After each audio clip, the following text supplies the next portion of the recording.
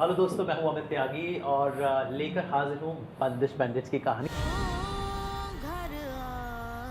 लेकिन यहाँ पर एक ट्विस्ट है, यहाँ पर कुछ रॉयल्टी फ्री हो रहा है। रॉयल्टी फ्री भाई, म्यूज़िक भी आजकल रॉयल्टी के साथ होता है जैसे कि हम सब जानते हैं, लेकिन यहाँ पर जो म्यूज़िक है बिल्कुल रॉयल्टी फ्री है। बिकॉज जो हमारी तमन्ना है वो अभी पहुँच गई है शिमला की वादियों में और उसको मिल गया एक नई फैमिली, एक नया कॉलेज। तो पेश है तमन्ना की नई दुनिया।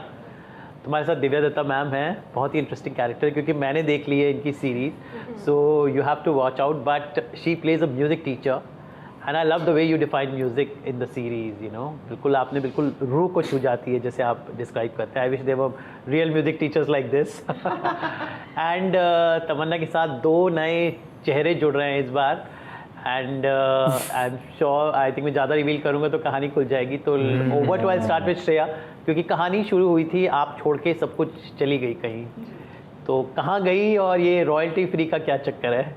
वो तो थोड़ा बहुत आपको पता चल जाएगा 13 दिसंबर को। लेकिन हाँ जी, रॉयल्टी फ्री हमारा बैंड है जिनके हम सब मेंबर्स हैं। हमारे साथ साथ और एक्टर्स हैं जो कि सांची, कृष्णा, अनीश और समर, और हम सबके जो मेंटर है और म्यूज़िक टीचर हैं और बहुत कुछ वो है दिव्या मैम, भागने से पहले चलना सीखो, जो नंदिनी मैम का कैरेक्टर प्ले करती हैं। तो जैसे आपने देखा एंड ऑफ सीज़न 1 तमन्ना बोलती है कि I am going to go to music school, मैं फिर से स्टार्ट करने वाली हूँ। और फिर वहाँ पे उसकी मुलाकात सबके साथ हो जाती है और एक बहुत खूबसूरत तरीके से हम भी, जैसे आपने कहा, हम एक फैमिली बन जाते हैं। हमारा खुद का घराना है ये। तो Divya ma'am, I was like, you know, ऐसे मैंने आपको डिस्क्राइब किया नंदिनी का कैरेक्टर, मतलब पहले एपिसोड में जब आपकी एंट्री होती है आप कुछ बोलती नहीं है, लेकिन बिन बोले सब कुछ बोल देती है और एक बहुत अच्छा मैसेज बंद कर देती हैं। जी, सबका मुंह बंद कर देती है। और मुझे सबसे खूबसूरत लगा जो आप बैंड बनाती हैं जिस तरह से, आई थिंक इट्स जेनजी के लिए एक बहुत बड़ा एक मैसेज है कि तो किस तरह से आप घुस जाती एकदम कैरेक्टर में। I mean like I am imagining Nandini and knowing your body of work. So देखिए, the only correct thing I did was choose a very beautiful show to belong to and a fantabulous director to work with. I think conceptualize आनंद ने किया और ये baby उनका है, नंदिनी उन्होंने बनाई। और यस, यूर राइट, ऐसा लगता है कि ऐसी टीचर हम सबको मिलनी चाहिए। और आनंद ने एक बहुत खूबसूरत बात की कि जो नसीर साहब उनके लिए रियल लाइफ में है वो नंदिनी इस शो में है। सो that's a beautiful thing to put out something as personal as that, जो आपके फेवरेट टीचर हैं, जो आपको हमेशा याद रह जाते हैं। वो एक टीचर हमेशा होता है जो आपका दिल को over you. And so I think yes, Nandini is somebody जिसकी फ़िलॉसफी म्यूज़िक की बिल्कुल अलग है, बाकी सबसे मुख्तलिफ है। So I think that is the beauty of Nandini. और मैं ज़्यादा किरदार ना बताते हुए, लेकिन ये जर्नी जो मेरी रही श्रेया के साथ या यशस्वी के साथ, रोहन के साथ, पूरे बैंड के साथ, has been a revelation for me to also know myself in many ways. तो बहुत कुछ सीखा, बहुत कुछ छोड़ा और बहुत कुछ नया अपने अंदर पाया। And I think that was the magic of बंदिश। और जो इतना स्नेह इस शो के लिए और जो रिस्पॉन्सेज मिल रहे हैं, that's been really beautiful. I am glad, I am so happy कि नंदिनी बनी इस सीज़न के लिए। आपने नसीर साहब का नाम लिया, मुझे उनकी फिल्म याद आ गई आपके कैरेक्टर को देख के। सर सुन सुन सुन बरसात की धुन, I mean I don't know, something, you know, the deja vu thing. But coming back to the newest members, तो श्रेया, जो नए मेंबर्स हैं हमारे साथ, तो ये दो जो कलाकार बहुत ही उम्दा अभिनय किया है। तो सबसे पहले रोहन ये बताएं कि I mean you are the new, something happening between you and Tamanna. वो हम 13 तारीख को देख लेंगे क्या होगा। यही सवाल है, राधे को छोड़ के नया मिल गया है क्या? But what I mean, talking with character, piano बजा रहे हो आप? पियानो बजाता हूँ। तो और सीखा आपने? हाँ, मैंने वाकई पियानो सीखा और मेरे पास ज़्यादा समय नहीं था, 3 हफ्ते थे, पर मैंने खुद से ऐसा वादा किया था कि अगर मैं किसी एथलीट प्ले करूँ या म्यूजिशियन प्ले करूँ, मैं उस दुनिया में पूरी तरह से डूब जाऊँगा, बिकॉज उसी में मज़ा आता है, I think. So I took it upon myself and I can say कि I am quite happy, because हर शॉट जो आप देखेंगे मैं वाकई बजा रहा हूँ। तो ऐसी बात नहीं है कि मैं ऐसे ही दिखावा के लिए कर रहा हूँ। And I think I am proud of it. You should be. यशस्वी, मैंने अभी इनको अभी एक आवाज़ गुनगुना रहे थे, आप एक गाना सुनेंगे खामखा, तो मैं चाहता हूँ कि आप अपने गाने से ही हमें बताइए, because I think we should feel the music. ये गाना आज ही और गाया है इसमें, जो बाकी इन्होंने गाया है एक बार गाना गा है जो चुकी है। एल्बम में है, जी। एक और दूसरा गाना है जो थोड़ा सा शो में है बट एल्बम में नहीं है, और एक गाना आज रिलीज हुआ है तो it's stuck in our heads. आप बताइए कौन सा गाना सुनना है? क्योंकि मैंने उस सीरीज में देखा है, Correct. Khamakha is one of my favourite. Yes, Okay. Very neat. तो ये गाएगी और ये लिप सिंक करेगी। हाँ कम कम हम ये करेंगे। नंदिनी मैम डायरेक्ट करेंगी।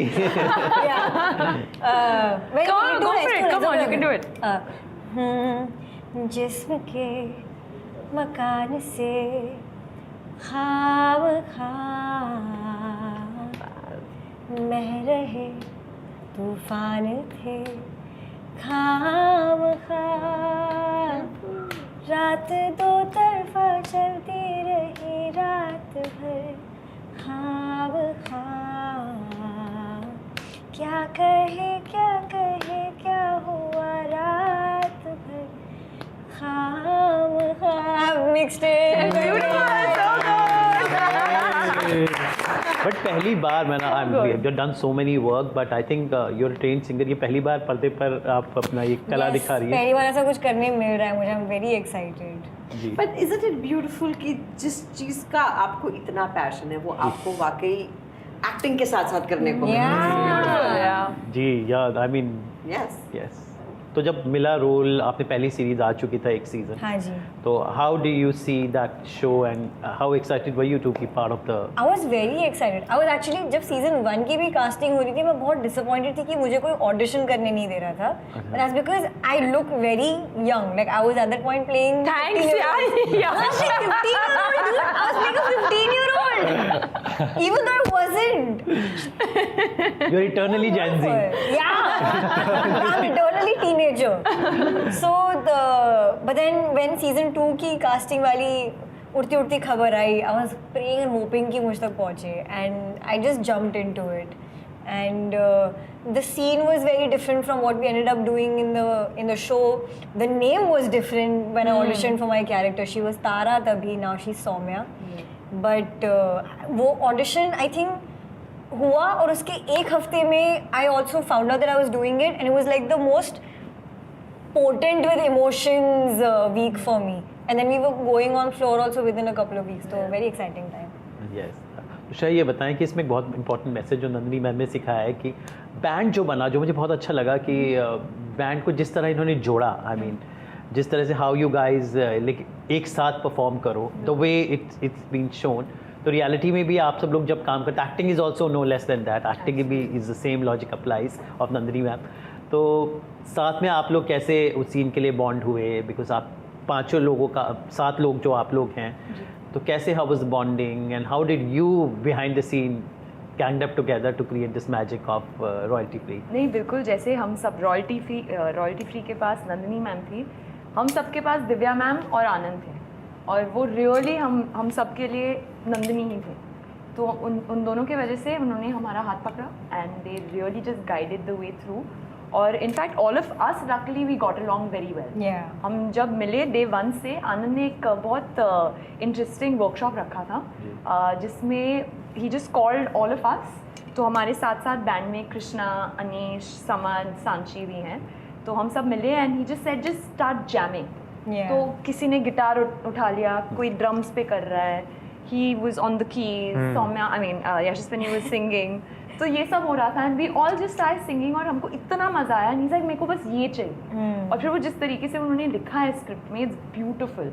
तो वो एक्चुअली हमने आई थिंक लिनियर वे ही में शूट किया था, तो वो बहुत ऑर्गेनिकली होता गया, और कुछ चीज़ें एक्चुअली वो ऑन द स्पॉट होता, और Anand would pick it up and say कि ये भी हमें डालना चाहिए, you know, like characteristics individually, और वो बहुत मज़ेदार था। और एक और बात है जो नंदिनी मैम सिखाती है through the show to all of us, कि एक होता है ना कि आप महसूस करते हैं I am not good enough, कि नहीं मैं नहीं कर रही हूँ ठीक, या पता नहीं वो प्रेशर लेते हैं हम सब, राइट, पर वो बस सिखाती हैं कि यू आर इनफ, बस अपना काम करो, बस उतना ही है, जिस शिद्दत के साथ अपना काम करो और सब हो जाएगा। सो आई थिंक दैट इंडिविजुअली हमारे कैरेक्टर्स के लिए डिफरेंट, मतलब मेरे कैरेक्टर के लिए डिफरेंट था, यशस्विनी के कैरेक्टर के लिए डिफरेंट, रोहन के कैरेक्टर के साथ भी उनका एक बहुत इंटरेस्टिंग जर्नी है।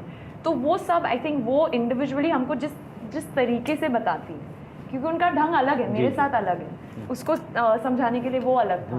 तो वो जिस तरीके से लिखा गया है और जिस तरीके से मैम ने किया है, वो ऑफ स्क्रीन भी वैसे ही थी हमारे साथ। थोड़ा और मजा हम लोग करते थे, नंदिनी से हम लोग थोड़ा और डरते थे। हाँ, इन द रियल वर्ल्ड। मतलब नंदिनी के साथ भी मजे लिए हमने शो में, लेकिन मैम के साथ ऑफ स्क्रीन और मजा आता था। लाइक इट वाज ऑफिशियली आना नॉटी बोल गया तो मैं सोच